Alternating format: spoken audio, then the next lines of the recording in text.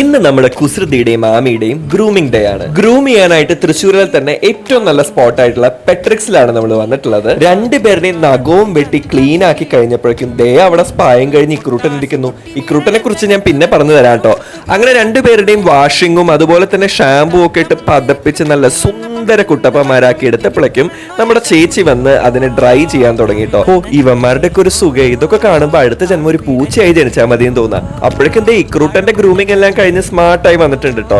അത് കഴിഞ്ഞ് നമ്മുടെ ആമിയുടെയും കുസൃതിയുടെയും ഫോട്ടോഷൂട്ടും എല്ലാം കഴിഞ്ഞ് നമുക്ക് അവർ ഒരുപാട് ഗിഫ്റ്റ് ഒക്കെ തന്ന് നമ്മൾ ഹാപ്പി ആയിട്ട് പോയി.